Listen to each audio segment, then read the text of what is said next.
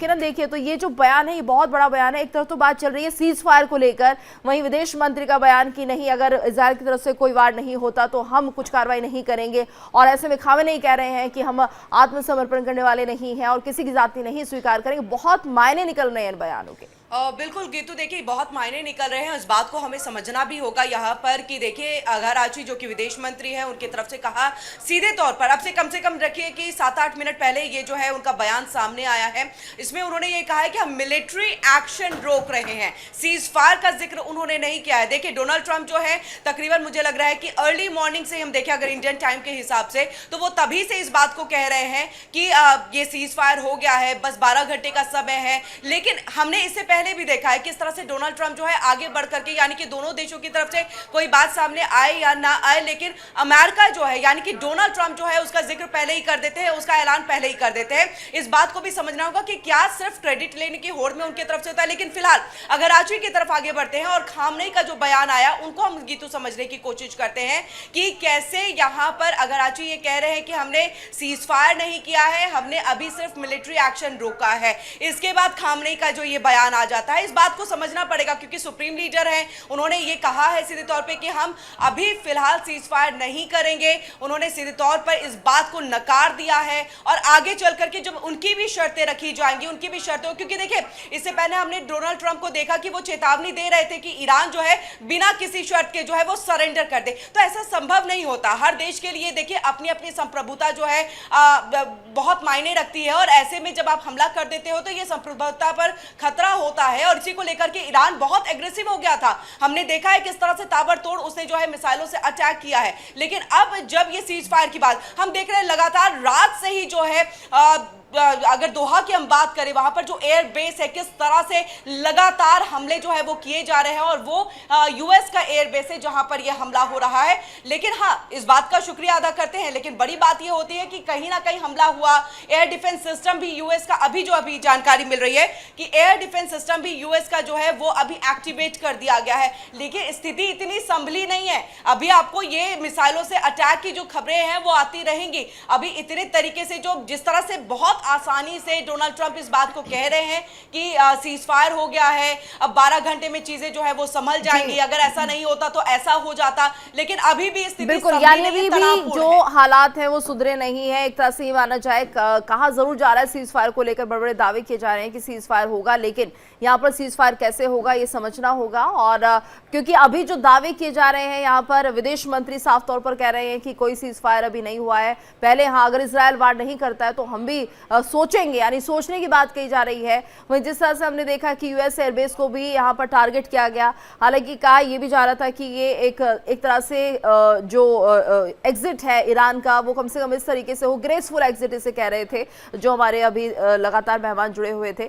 तो ऐसे में ये माना जाए कि यहाँ पर जो पूरी रणनीति बनाई जा रही है उसे शायद अमेरिका ने इंटरप्रेट कर दिया है और सीधे तौर पर पहले कह दिया है कि यहाँ पर युद्ध विराम होगा। लेकिन शायद ईरान को ये बर्दाश्त नहीं हो रहा है कि जो उनकी छवि है वो किस तरह की बनाई जा रही है कि हम इतनी आसानी से कैसे तैयार हो जाएंगे यहाँ पर मध्यस्थता करने के लिए या फिर सीज फायर के लिए। बिल्कुल ये तो देखिए आपने बहुत सही कहा है कि हम इतनी जल्दी कैसे तैयार हो जाएंगे जबकि आपने इतना बड़ा हमला किया और संप्रभुता पर। और देखिए खामनेई ने इस बात का जिक्र भी किया है कि अगर आप हमारे हिस्ट्री को उठा करके देख ले, इतिहास को उठा करके देख ले, तो ईरान इतनी जल्दी सरेंडर करने वालों में से नहीं है और कभी भी जो है वो लड़ाई से या जंग से जो है वो पीछे, ईरान के जो लोग हैं वहां की सेना जो है वो पीछे नहीं हटती और इतिहास इसका गवाह है। खामनेई इसका जिक्र करते हुए दिखाई देते हैं। लेकिन बड़ी बात यह है कि अगर मान लीजिए यूएस प्रेसिडेंट डोनाल्ड ट्रंप मध्यस्थता कर भी रहे थे, करा भी रहे थे, बातचीत का दौर चल भी रहा था, तो आपको पहले आगे बढ़ करके इस बात का ऐलान करने की जरूरत नहीं थी। आपने एक बार फिर से जो है सिर्फ और सिर्फ अपने आप को लेके एक क्रेडिट मिल सके, आप नोबेल पीस पुरस्कार के लिए जिस तरह से अपने आप को पूरी तरह से दिखा रहे हैं कि आप उतावले हुए जा रहे हैं, तो क्या संभवतः इसके पीछे यही एक मकसद है कि आप तुरंत आते हैं सामने में और आपको लगता है कि ईरान इजराइल के बीच की अगर सीज फायर होने वाली है, चीजें होने वाला है, तो ऐसे में मैं इसको क्रेडिट जो है वो लेकर के चले जाऊं, क्योंकि ये पहली बार नहीं है। हमने अभी कुछ दिन पहले भी ऐसी स्थिति भारत पाकिस्तान के बीच में भी देखी और देखिए भारत ने इसको लेकर के नाराजगी भी जाहिर की और ईरान भी वही करता हुआ दिखाई दे रहा है। इजराइल तो चलिए यूएस के इसमें है, साथ में है, इजराइल को समर्थन यूएस का प्राप्त है। और जिस तरह से हम देख रहे हैं कि लगातार ये जो चर्चा चल रही है सीज फायर को लेकर, पहले तो आप दोनों का मैं स्वागत एक बार फिर से से करना चाहूंगी राजदान सर आपका और पूर्णिमा मैम आपका। और जिस तरह से हम देख रहे हैं लगातार सीज फायर को लेकर ये चर्चा चल रही है, हालांकि ट्रंप की तरफ से दावे कर दिए गए हैं, लेकिन विदेश मंत्री जो ईरान के हैं वो ये कहते हुए नजर आ रहे हैं कि अभी हम सोचेंगे। वहीं खामेनेई का बयान सामने आ जाता है ये कहते हुए कि ईरान किसी के सामने झुकने वाला नहीं है और किसी की जाति बर्दाश्त नहीं करेगा। पूर्णिमा मैम आपका रिएक्शन मैं लेना चाहूंगी, आखिर इन सब जो प्रकरण हो रहे हैं इंसिडेंट्स के क्या मायने निकाले जाए? नमस्ते so much, thank you so much for having me. मेरा लास्ट नेम नाथ है।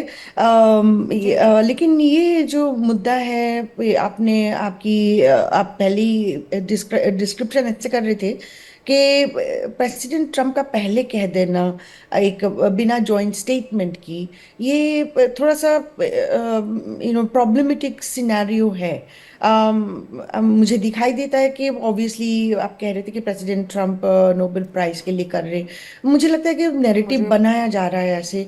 But certainly in this particular case अगर सीज फायर हुआ भी, ये सीज फायर का जो स्टेटमेंट मैंने देखा है, ये पहले ईरान 12 आवर्स के लिए हॉल्ट करना पड़ेगा, उसके बाद इसराइल 12 आवर्स के लिए करेंगे, 24 आवर्स के बाद ये सीज फायर होगी, ऐसे कह रहे।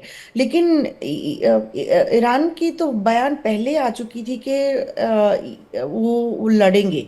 But at the same time you have to also understand हो क्या रहा है यहाँ पे। मेरे हिसाब से जो ऑपरेशन राइजिंग सन था, it was nothing less than A regime change.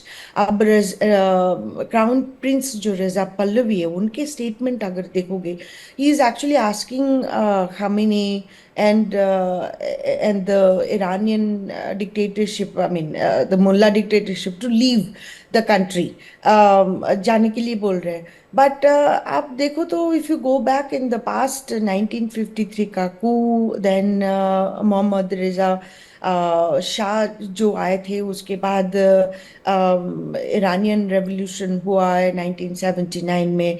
अब एग्जाइल का जो थ्रोन है वो मैनेज कर रहे थे basically Reza Pahlavi. And the idea from American perspective is Iran के पास न्यूक्लियर वेपन होना नहीं चाहिए, इसलिए जहाँ जहाँ पे काम हो रही है वहाँ पे वो डिस्ट्रॉय करना पड़ेगा।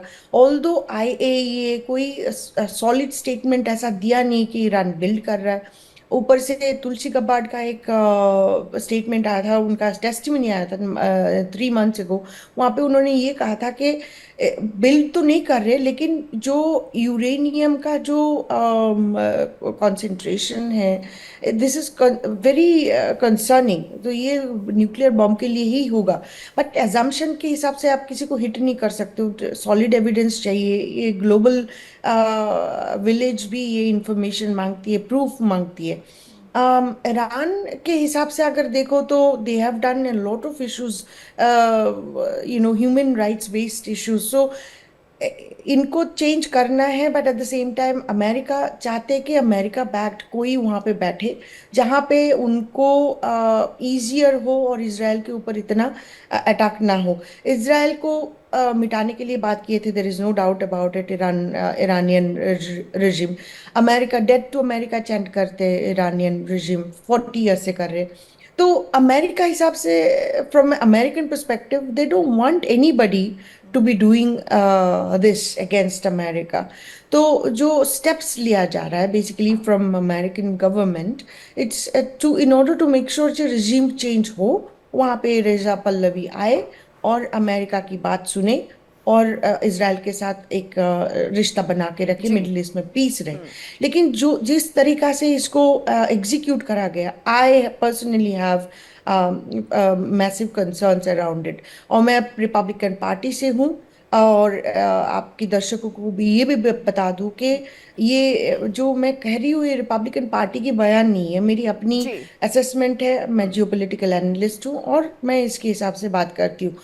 बट होगा क्या है अभी वो, this is what something that we have to also see. अगर खमेनी पहले जैसे बोलेंगे हम इसको एक्सेप्ट नहीं करेंगे, इसका मतलब है वो ये थोड़ा सा आगे चलेगा।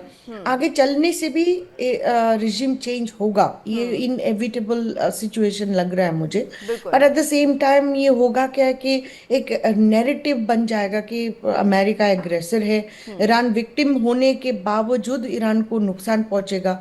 ऑन टॉप ऑफ इट यहाँ पे एक जो वॉर मॉन्गरिंग, जो मिलिट्री इंडस्ट्रियल कॉम्प्लेक्स की एक रेपुटेशन बनी हुई है, बुरी रेपुटेशन बनी हुई है, that will become solidified basically.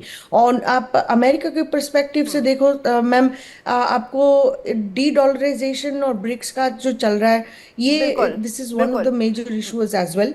और अमेरिका के जी, डेप्ट जी। जो चल रहा है 37-38 जी ट्रिलियन हो बिल्कुल चुका बिल्कुल है, मैम, दिस आपको इज ए माफ इशू कीजिएगा, आपको बीच में रोक रही हूँ। एक बड़ी खबर आ रही है, अपने दर्शकों को हम बता दें, इस वक्त ये बड़ी जानकारी सामने आ रही है। ईरान इजराइल सीज फायर से जुड़ी ये बड़ी खबर। तो लगातार पल पल की अपडेट्स हम आपको दे रहे हैं। ट्रंप की अपील पर कतर ने ईरान को मनाया है। तो ट्रंप की अपील पर कतर ने ईरान को मनाया, ये बड़ी खबर ईरान इजराइल सीज फायर से जुड़ी हुई बड़ी खबर है, जिसमें सीधे तौर पर यह कहा जा रहा है कि ट्रंप की अपील पर कतर ने ईरान को मना दिया है। जी हाँ, बताया जा रहा है कि कतर के प्रधानमंत्री शेख मोहम्मद बिन अब्दुल रहमान अल थानी ने ईरान को अमेरिका के युद्ध विराम प्रस्ताव को स्वीकार करने के लिए राजी किया है। और ये बातचीत ईरानी अधिकारियों के साथ फोन पर हुई है। अमेरिकी राष्ट्रपति डोनाल्ड ट्रंप ने कतर के अमीर को बताया था कि इजरायल युद्ध विराम के लिए तैयार है, और उन्होंने कतर से ईरान को भी इसके लिए मनाने में मदद की है। तो ईरान इजरायल सीजफायर से जुड़ी बड़ी खबर, ट्रंप की अपील पर कतर ने ईरान को मनाया है। तो देखिए बड़ी जानकारी सामने आ रही है, जिससे हम देख रहे हैं। डॉक्टर राजदान का यहाँ पर हम प्रतिक्रिया जानना चाहेंगे इस खबर को लेकर, लेकिन पहले आपको बता दें कि ट्रंप की अपील पर जिस तरह से यहाँ पर कतर का भी इन्वॉल्वमेंट दिख रहा है और ईरान इजरायल सीज फायर से जुड़ी बड़ी जानकारी खबर आपको बता रहे हैं। डॉक्टर राजदान, यहाँ पर कतर का इन्वॉल्वमेंट भी दिख रहा है कि यहाँ पर कतर ने भी ईरान को मनाने का काम किया है। तो क्या माना जाए सर कि कतर एक तरह से तो नाराजगी जता रहा था कि आपको इस तरह से मिसाइल अटैक नहीं करने चाहिए थे, दूसरी तरफ अब ईरान को मनाता हुआ भी नजर आ रहा है। पहले तो पूर्णिमा जी इज करेक्ट कि जो उन्होंने कहा कि हमें ये US, I am also from USA, so she is right कि ये वॉर मॉन्गरिंग का हमें पॉस्चर नहीं चाहिए यूएसए के लिए। So I am in agreement with her. और जो थोड़ी देर पहले हमने बात की थी नोबेल प्राइज के, पीस प्राइज के लिए, वो थोड़ा सा लाइट हार्टेडली बात की थी। ये सब चीज़ें हैं खाली नोबेल पीस प्राइज के लिए नहीं होती है, ये तो very in depth foreign policy thought process होता है। इसमें इंटेलिजेंस एजेंसीज इन्वॉल्व होती हैं, CIA है, ये है, मोसाद है, सारे इन्वॉल्व होते हैं। और जो 20-25 साल का आगे का जो डायरेक्शन कैसे चलेगा, it's all involve in that. So जो बीच में हमने नोबेल पीस प्राइज की बात की थी, वो ज़रा लाइट हार्टेडली बात की थी, लेकिन एट द सेम टाइम अगर ये सब चीज़ें होती हैं तो why not, Trump has work very hard for this and हो जाए। अब रही बात जो आप कह रहे हैं अनाउंसमेंट, ये कतर का तो बनता है अनाउंस करना, क्योंकि पहली बात तो ये है कि Qatar is a sovereign nation, कि अगर वहाँ जाके इनको कोई बॉम्ब कर दे तो वो गलत बात है ना। तो इसलिए ये तो उनका रिएक्शन बनता है बराबर, लेकिन एट द सेम टाइम वो चाहते हैं कि पीस हो जाए अभी तो, और they are also involve in this peace process along with many other major powers. So अगर ये बात है तो ठीक है, अच्छी बात है जी। और अगर मान जाए, अगर ईरान मान जाए और इजराइल भी मान जाए, देखिए ईरान के मांगने से थोड़ा सा इजराइल को भी थोड़ा बहुत तो ऑलिव ब्रांच देना पड़ेगा ना, इसमें कोई किसी तरीके का ऑलिव ब्रांच देना पड़ेगा उनको। तो वो आई थिंक अगर ईरान और इजराइल दोनों कुछ ऑलिव ब्रांच दे, जो डोनाल्ड ट्रंप को करना था वो तो कर चुके हैं। अब उन्होंने बता दिया कि अब आप सुधर जाओ, आप लोग लाइन पर आओ, पटरी पर आओ और बात करो आगे। तो वो अब आएंगे, ये लोग, ऐसी बात नहीं, दोनों आएंगे। और अब इसके बाद यह है कि थोड़ा गिव एंड टेक करना पड़ेगा इजराइल को भी और थोड़ा ईरान को भी। जी बिल्कुल सर, आप हमारे साथ बने हुए हैं और मेरी सहयोगी किरण भी जुड़ी हुई हैं, वो भी कुछ सवाल लेना चाहती है। Kiran, over to you. Doctor Rajdan और Purnima ma'am, with due respect, आप लोग जो कह रहे हैं कि ये जो नोबेल प्राइस की बात है, पीस प्राइस की बात है, वो बात बहुत हल्के में है, बल्कि ये बिल्कुल हल्के में नहीं है, क्योंकि डोनाल्ड ट्रंप ने खुद इस बात का जिक्र एक नहीं 2-3 बार किया है। आसिम मुनीर तो खुल करके कर दिया गया, लेकिन जो प्रेसिडेंट डोनाल्ड ट्रंप है उन्होंने खुद कहा है कि मैंने इतने काम किए हैं कि मुझे इसके लिए नोबेल शांति पुरस्कार मिलना चाहिए, बट मिल नहीं रहा है। ठीक है, कोई बात नहीं। देखिए, ये बताता है, और सबसे बड़ी बात है, ये क्वेश्चन इसलिए भी यहाँ पर उठ रहे हैं खासतौर से क्योंकि अगर ईरान इजराइल के बीच में अगर सीज फायर है तो यू शुड वेट, आपको इंतजार करना होगा कि वो दोनों की तरफ से जो है एक मैच्योर कंट्री की तरफ बिहेव करने की जरूरत है, एक मैच्योर प्रेसिडेंट की तरफ बिहेव करने की जरूरत है। अगर मैं भारत पाकिस्तान की भी बात करूं, देखिए ना भारत ने सीज फायर की बात कही ना पाकिस्तान की तरफ से कही गई, लेकिन उसी वक्त में जो है एक ट्वीट आ जाता है प्रेसिडेंट डोनाल्ड ट्रंप का और वो इस बात का जिक्र कर देते हैं। सवाल यहां पर है कि क्या आपने जो 12 और 24 घंटे का टाइम दिया, क्या उसमें आपको थोड़ा इंतजार और नहीं करना चाहिए था कि दोनों अपनी तरफ से करें, फिर उसके बाद जो है डोनाल्ड ट्रंप का जिक्र है, डोनाल्ड ट्रंप भी अपनी बातों को रखे, तो इससे एक अलग ही तस्वीर जो है वो निकल के आती है और ईरान को ऐसा लगता है कि उसने अपने शर्तों पर जो है वो सीज फायर किया है। अब तो ऐसा हो गया है कि आप सीज फायर कर भी रहे हैं, लेकिन उसके बाद भी देखिए कि सुप्रीम लीडर खामनेई की ये बात सामने आ रही है कि ऐसा नहीं, हमने सिर्फ मिलिट्री ऑपरेशन को रोका है, तो आप एक प्रोवोक भी कर रहे हैं।